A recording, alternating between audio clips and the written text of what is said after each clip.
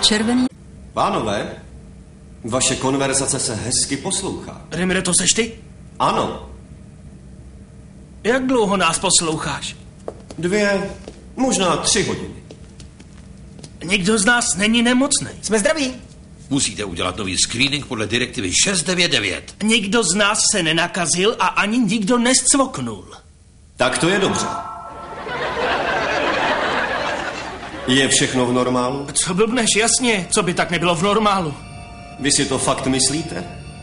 Sedím tady, mám na sobě kostičkované šaty z kanafasu a vojenské boty.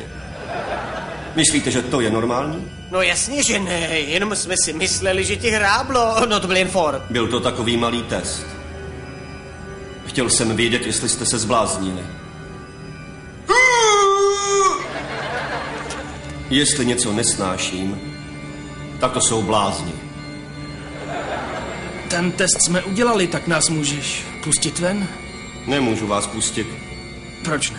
Protože mi to král bramborových lidí nedovolí. Prosil jsem ho.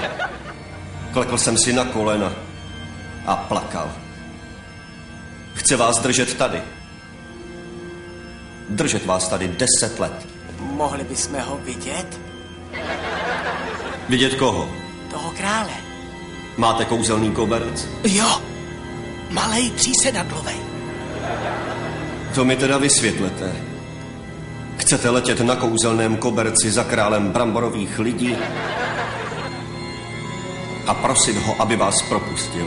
A tvrdíte, že jste úplně zdraví?